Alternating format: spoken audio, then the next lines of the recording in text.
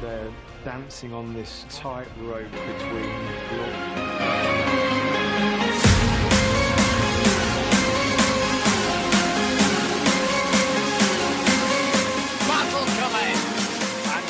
but I hope we keep calm and stay on the bike. Aki, thank you for your time. Best of luck today. Thanks, Simon. Thanks a lot, Simon. He's got two superstars in the Vietti on pole here in Qatar.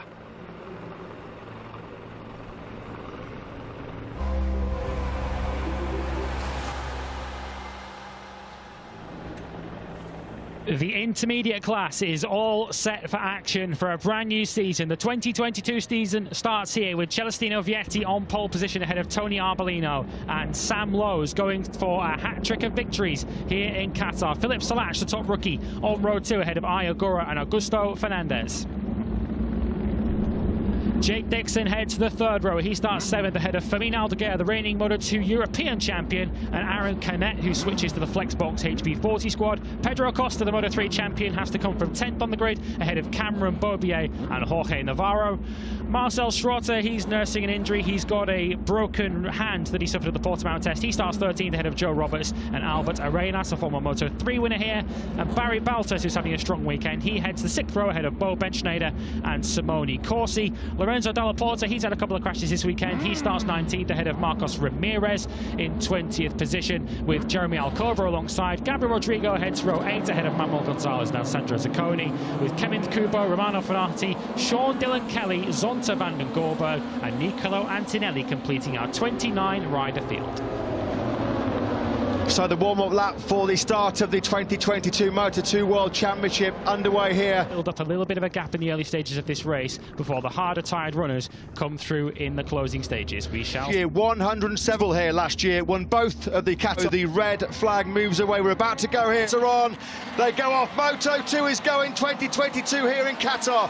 Good start by the poleman Celestino Vietti. Likewise, followed as well by Aaron Canet. He's come through from the 3rd row. Lightning start. He'd already got away poorly. He's right down at the back of the grid, unfortunately, swallowed up. He got sat up at turn 1 by Philip Salash, so 2 of the big pre-race favourites already in trouble. Yeah, on board now with... Yes, Vietti's looking to get a break at the front. And here comes Canet then, who's already made his way through from 9th on the grid. There's another rider who's dropped back down the field. He started 8th. He's all the way down in 22nd position. Maybe something happened. Work his way through the pack with those left wrist bombs. It's getting really scrappy, really messy towards the back of the pack, and unfortunately the most Moto2 career. Yeah, he just welcomed of Kevin Kubo. Was no question that the pace that this young man has got, he can... Trotter is in 12th position. Of course, his physical issues may well become an issue later on in this, and he's the fastest man on track. Look, big high side. Oh, that's Salash, unfortunately. The rookie has had such an impressive weekend.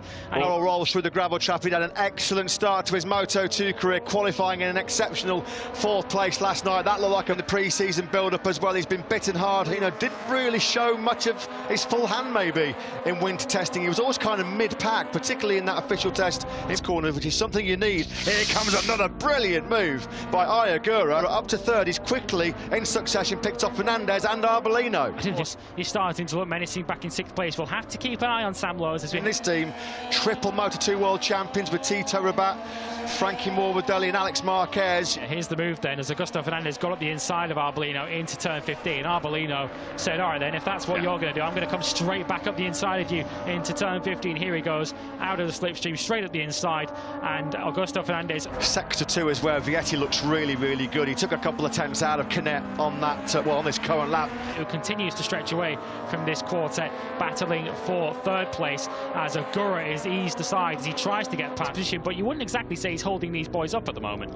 Yeah, the problem is, while Arbolino, Agura, Fernandez and Lowes go at it hammer and tongue in a rather lonely ride to 2nd. He'll take that. Oh, big mistake by Arbolino. Big mistake on the front end going into turn 6.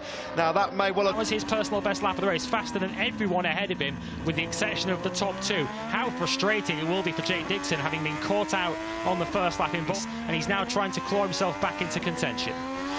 Yeah, he's dragging his teammate Arenas around with him. Be happy with the top 5 at the end of play today. What's happened to the British rider here? all loose, just there. What he's trying to, on the throttle, a little bit too eager with his fully operational right arm, and he just got it lit up. Here comes Fernandez, and on the inside of Ayagura, perfect. And now Augusto Fernandez up into third place. And Fernandez has shown impressive pace right throughout, in fifth, looking to try and pick up the pieces of anything that happens up ahead of him. He's now having a look up the inside. Does he have a... I think Vietti just maybe had a bit of a breather for a couple of laps, maybe tried to just roll out of it, just save a bit of tyres for the end of the race, if he so... Just plough away in the low 159s. So 59.3 that last lap, extending his lead now to 2.3 seconds. Now the Canada continuing to lap in the low 159s, and with 2.5 seconds in his pocket, even if there is some tyre drop off now for Vietti, he might... New baby, so his daughter Giulietta, as we mentioned, thought it would have been a pretty good day for VR46 at the moment. In the new Mooney VR46, he's got 5 laps to go here in Qatar. We're still looking at this wide there, Matt. On the guys ahead of him, he's trailing Albert Arenas. This was him earlier on in the race. Oh, Baltus! Look at Barry Baltus. Take a bow, Baltus. How on earth did he stay on board that machine? He's inside the points, and you have to say, given the jump he's made over pre-season testing, that'll be a tremendous way from this group battling for third place. He's still well and truly in the fight, but is he on the limit just staying there, or can he get in amongst this action? Yeah, this Moto2 pack, Sam Lowes and Augusto Fernandez, two men who will certainly be fighting for the World Championship come the final reckoning in November the 6th at the Ricardo Tormo circuit. Now set about finding a way through on Ayagura, which is not going to be the easiest puzzle to solve, although... 19 laps, we're coming up to the end of lap 19, just the 20th lap to go, no problems up front, but Chel's closing in on Albert Arenas, but all eyes on this battle for third. Last lap in the Moto2 opener here in Qatar. Some drive, get on the gas as early as you dare through this fast... Sam Lowes is gritting his teeth here, he's starting to come under pressure from his teammate, Tony Arbolino. Can he get a... Thought about having a look there, he just didn't have the momentum and speed through turn 4 and 5 to have a lunge up the inside. What a dominant start to 2022 it's been for him. You can see there his Mooney VR46 crew in the top left-hand corner. For Augusto Fernandez, he's having a look, he's going to follow Ayagura through these 3 right. He does go through. Sector 3, there's a yellow flag out. In that sector 3, Augusto, he's run wide though. Oh, Agura lost the front. Agura lost the front. Coes will take third place. Lowes comes to the finish line. Vias, late drama, a brilliant second place. This is the sweet moment as he crosses the finish line.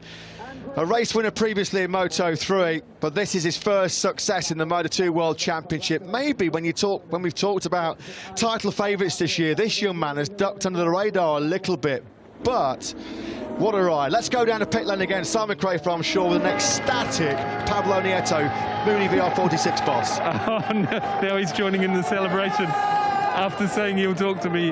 Pablo, you can still talk to us? Yes. Pablo, tell us, well, that was a masterclass. Did you have... During the weekend, even during the race, we can see he's still missing a bit of lack of strength on his left arm, and we have a lot of movement on the bike, but we cannot really correct too much with the setting. Otherwise, you know, it will be difficult. So anyway, yes. There as well, and here comes Vietti then into Parc Ferme. The perfect start for him on the dream start for Valentino Rossi's new Mooney-backed Moto2 project. Incredible, what a few days it's been for the doctor back at home. Brilliant stuff. I'll tell you what, there was a guy celebrating with Vietti though with that checkered flag suit. I don't think I'll be able to carry that off down the local, but let the party start. Here in Qatar, he takes victory by 6 seconds from Aaron Canet, who took a comfortable and well-deserved second place. Sam Lowes picking up the pieces really in the final corner after that incident involving Augusto Fernandez and Ayagura. They were 4th and 6th respectively, sandwiching Tony Arbolino in 5th position. Jorge Navarro, Joe Roberts, Cameron Berbier and Marcel Schrotter completing the top 10. Jake Dixon certainly would have expected more than 11th, but given everything that went wrong in his weekend, some decent points for him to start the season ahead of the reigning Moto3 champion Pedro Acosta. Albert Arenas, Jeremy Alcoba and Romano Fenati on his return to the class completed the points ahead of Fermin Aldeguer and Marcos Ramirez. Simone Corsi relegated down to 18th after a 3-second penalty on the final lap. Bo Benschneider and Marcos Gonzalez, Manuel Gonzalez should I say, completing the top 20. Gabriel Rodrigo on his Moto2 debut in 21st ahead of Alessandro Zacconi and Kement Kubo. Zonta van den Goldberg, some valuable experience for him in 24th. He just pipped Sean Dillon Kelly and Nicolo Antonelli. Unfortunate retirements early on in the race for Barry Baltus, Lorenzo Della Porta and Philip Salac, who we hope is okay after that high side early on. Chelsea sits 3rd in the championship with 16 points, just ahead of Augusto Fernandez. Pedro Acosta scores points on his Moto2 debut, although of course he probably was expecting more than that. that from his debut weekend, but of course, a decent recovery through the field for him. And as mentioned, Jeremy Alcoba, another rookie, scoring points in 14th position. The team's championship, for once, is not led by Red Bull KTM IO. They dominated this class last year, but they sit in 4th. It's Flexbox HB40 who lead it, courtesy of Aaron Canet and Jorge Navarro, both of those finishing inside the top 7. Elfmar VDS just 2 points behind after a consistent start for them. And Mooney VR46, who finished first and last in this Grand Prix. Chelsea and Vietti, 25 points, sits them in 3rd, just ahead of the defending champions, Red Bull KTM IO. And Kalex, well, they've dominated this class for many, many years, haven't they? And they're off to a flyer. 25 points for them. They lead the championship courtesy of Chelsea and Vietti's win, while Boscoscuro do register a point on the opening night courtesy of Romano Fenati.